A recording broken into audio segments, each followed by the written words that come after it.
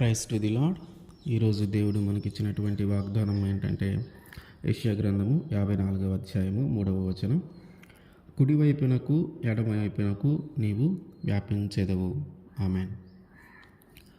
మనము కుడివైపునకు ఎడమవైపునకు మనము వ్యాపిస్తాము.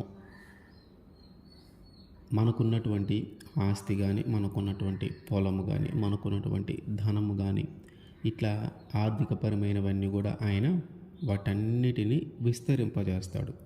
అంటే వాటన్నిటిని ఎక్కువగా చేస్తాడు. మనకున్నటువంటి పశువులైనా, మేకలైనా, మందలైనా, ఈ ఆవులైనా, ఇట్లా వీటికి సంబంధించి వాటన్నిటిని కూడా ఆయన మనకి విస్తరింపజేస్తాడు. ఇప్పుడు ఉన్న స్థితి కంటే కూడా ఇంకా ముందు ఉండబోయే స్థితి ఉన్నతంగా ఉంటుంది. మనము ఇప్పుడు లేమిలో ఉంటే దేవుడు మనల్ని కలిమిలోనికి నడిపిస్తాడు. ఆయన మనకి వాగ్దానం చేస్తూ ఉన్నాడు. ఏమనంటే మనల్ని వ్యాపింపచేస్తాను అని, మనల్ని విస్తరింపజేస్తాను అని, ఆయన మనకి ఒక వృద్ధిని కలుగు చేయబోతూ ఉన్నాడు అని. ఆదికాండము 30వ అధ్యాయము 30వ వచనం. నేను రాకమునుపు నీకుండినది కొంచెమే, అయితే అది బహుగా అభివృద్ధి పొందెను. నేను పాదము పెట్టిన చోటెల్లా యెహోవా నిన్ను ఆశీర్వదించెను. నేను నా ఇంటి వారి కొరకు ఎప్పుడు సంపాద్యము చేసుకుందునెను. ఈ మాట యాకోబు లాబానుతో చెప్తా ఉన్నాడు. యాకోబు తన అన్న నుంచి తప్పించుకోవటానికి తన మామ అయినటువంటి లాబాను దగ్గరికి వెళ్తాడు. అయితే ఆయన వెళ్ళేటప్పుడు ఒక్కడిగానే వెళ్ళాడు. ఆయనతో పాటికి ఎవరు లేరు. ఆయన ఒక్కడే వెళ్ళాడు. ఆయన ఒక్కడే వెళ్ళినాక అక్కడ యాకోబు లాబాను దగ్గరికి వెళ్ళటానికి ముందు ఆయనకున్నటువంటి ఆస్తి అయినా, ఆయనకున్నటువంటి మందలైనా ఆ యాకోబు వచ్చిన తర్వాత కూడా అవన్నీ విస్తరిస్తూ ఉన్నాయి. యాకోబు ఆ ఇంటిలో ప్రవేశించిన తర్వాత యాకోబుని దేవుడు ఆశీర్వదించిన విధంగా యాకోబును బట్టి ఆ ఇంటిని కూడా ఆయన ఆశీర్వదించాడు. కాబట్టి లాబానుకున్న ఆస్తి అంతా కూడా అత్యధికంగా పెరుగుతూ ఉంది. లాబానుకున్న అటువంటి ఆస్తి అంతా కూడా విస్తరిస్తూ ఉంది, వ్యాపిస్తూ ఉంది. లాబానికి మంచి అభివృద్ధి కలిగింది యాకోబు వల్ల. యాకోబుని దేవుడు ఆశీర్వదించటం వల్ల, ఆ యాకోబు లాబాను ఇంటిలో ఉండటం వల్ల దేవుడు ఆ కుటుంబాన్ని కూడా ఆశీర్వదించాడు.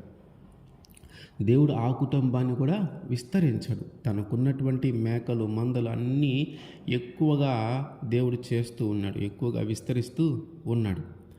వాటన్నిటిలో దేవుడు వారికి వృద్ధిని కలుగజేశాడు. అందుకనే అయితే లాభం ఏం చేస్తూ ఉంటాడంటే యాకోబుకి ఇచ్చేటువంటి జీతము విషయంలో అనేక మార్లు మోసం చేస్తూ వస్తాడు. అందుకని యాకోబు అంటున్నాడు, నేను వచ్చిన దగ్గర నుంచి నిన్ను దేవుడు చాలా ఎక్కువగా ఆశీర్వదించాడు. నేను వచ్చిన దగ్గర నుంచి దేవుడు నిన్ను విస్తరించాడు. నేను రాకముందు నీ దగ్గర ఉన్నది కొంచెమే అయినా, ఇదిగో నేను వచ్చిన దగ్గర నుంచి దేవుడు నిన్ను ఆశీర్వదించి నిన్ను వ్యాపింపజేశాడు. దేవుడు ఆశీర్వదించి నిన్ను విస్తరింపజేశాడు. ఇప్పుడు నువ్వు చాలా కలిమిలో ఉన్నావు, చాలా ఉన్నతమైన స్థితిలో ఉన్నావు అని యాకోబు లాబానుతో చెప్తాడు. లాబాను కూడా దానికి అంగీకరిస్తాడు. నేను ఇంతకు ముందున్న పరిస్థితి కంటే నీవు వచ్చిన తర్వాత నా కుటుంబంలో ఉన్న పరిస్థితి చాలా గొప్పగా ఉంది. ఇంతకు ముందు ఉన్న స్థితి కంటే కూడా ఇప్పుడు నేను చాలా ఉన్నతమైన స్థితిలో ఉన్నాను. అది కేవలము నీ దేవుడు నాకు చేసినదే, లేదంటే నా వల్ల ఇది అయ్యేది కాదు అని ఆయన కూడా ఒప్పుకుంటాడు. ఒప్పుకున్న తర్వాత ఒకరోజు యాకోబుతో దేవుడు మాట్లాడతాడు. ఏమంటే, తిరిగి నీవు నీ తండ్రి ఇంటికి రా, తిరిగి నీ దేశానికి నువ్వు రా అని దేవుడు మాట్లాడినప్పుడు, ఇక లాబాను దగ్గర నుంచి ఆయన బయలుదేరేటప్పుడు తన తండ్రి ఇంటికి, మొట్టమొదటిగా తన తల్లి దగ్గర నుంచి లాబాను దగ్గరికి ఒక్కడే వచ్చాడు. తిరిగి తన తండ్రి తల్లి దగ్గరికి వెళ్తున్నప్పుడు ఎలా వెళ్తున్నాడంటే 2 భార్యలు, సుమారుగా ఒక 7-8 మంది పిల్లలు, యోసేపు కూడా అక్కడే పుడతాడు. తర్వాత గొర్రెలు, మేకలు, గాడిదలు, ఇట్లా లాబానుకున్నటువంటి ఆస్తి ఎంతైతే ఉందో సుమారుగా అంత ఆస్తిని తీసుకొని తిరిగి తన తండ్రి దగ్గరికి వెళ్తా ఉన్నాడు.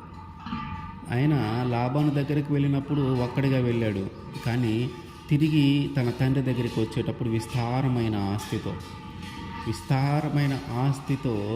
విస్తారమైన ఆస్తితో సంతానముతో భార్యలతో కలిసి ఇక్కడికి వస్తూ ఉన్నాడు.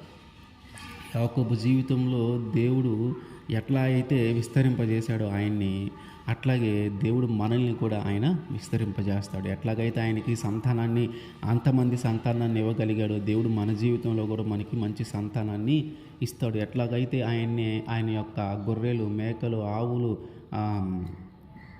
గాడిదలు ఎట్లాగైతే విస్తరింపజేశాడో, ఇదిగో మన జీవితంలో కూడా మనకున్నటువంటి పని విషయంలో కానీ, మనకున్నటువంటి ఏదైనా చిన్న పని, వ్యాపారము, ఏదైనా సరే ప్రతి విషయంలో కూడా ఆయన మనల్ని హెచ్చింపజేస్తూ ఉంటాడు. ఆయన మనల్ని విస్తరింపజేస్తూ ఉంటాడు. అదే దేవుడు మనతో వాగ్దానం చేస్తూ ఉన్నాడు. యెహెజ్కేలు గ్రంథము 36వ అధ్యాయము 37వ వచనం. ప్రభువుకు యెహోవా సెలవిచ్చినదేమనగా, ఇశ్రాయేలీయులకు నేను ఇలాగ చేయు విషయములలో వారిని నా యొద్ద విచారణ చేయనిత్తును. గొర్రెలు విస్తరించినట్లుగా నేను వారిని విస్తరింపజేసేదను. గొర్రెలు ఎలాగైతే విస్తరిస్తూ ఉంటాయో అట్లాగా మనల్ని విస్తరింపజేస్తాడంట. గొర్రెలు ఎలా విస్తరిస్తాయి? ఆ గొర్రె ఎన్ని పిల్లలను అయితే పెడుతుందో, ఎంత సంతానాన్ని అయితే కంటుందో అవి అంతగా విస్తరించినట్లు. మనము ఒక 2-3 గొర్రెలు మనం తెచ్చుకొని పెంచుకుంటే అవి ఎంత ఎక్కువ సంతానాన్ని కని ఉంటే మన మంద అంత పెద్దదిగా తయారవుతుంది. అంటే దేవుడు ఏం చెప్తా ఉన్నాడంటే, ఆ గొర్రెలు ఎట్లాగైతే విస్తరిస్తూ ఉన్నాయో, ఇదిగో నీవు కూడా, నీ సంతానం కూడా అలా విస్తరిస్తూ ఉంటుంది. ఇప్పుడు దాకా పిల్లలు లేక బాధపడుతూ ఉన్నావేమో, ఇప్పుడు దాకా సంతానము లేక విచారంగా ఉన్నావేమో, దుఃఖిస్తూ ఉన్నావేమో. దేవుడు ఏం చెప్తా ఉన్నాడంటే, ఆ గొర్రె పిల్లలు ఎట్లయితే విస్తరిస్తూ ఉన్నాయో, ఇదిగో నేను కూడా మిమ్మల్ని ఆ రకంగా విస్తరింపజేస్తాను. నీకు ఒక మంచి సంతానాన్ని ఇస్తాను. అందుకని దేవుడు మనతో వాగ్దానం చేస్తూ ఉన్నాడు. నేను విస్తరింపజేస్తాను, నేను వ్యాపింపజేస్తాను, నేను వృద్ధిలోకి తీసుకొని వస్తాను. నీవు కుడివైపునకు ఎడమవైపునకు వ్యాపించదు. నీ చుట్టూ ఉన్న వాళ్ళందరి గుడారము కంటే, నీ చుట్టూ ఉన్న వాళ్ళందరి ఇంటి కంటే నీ ఇల్లు చాలా పెద్దదిగా వ్యాపింపజేస్తాడు. నీ చుట్టూ ఉన్న వాళ్ళందరికంటే కూడా నీవు ఉన్నతమైన స్థితిలో ఉండేలాగా ఆయన చేస్తాడు. ఆమేన్.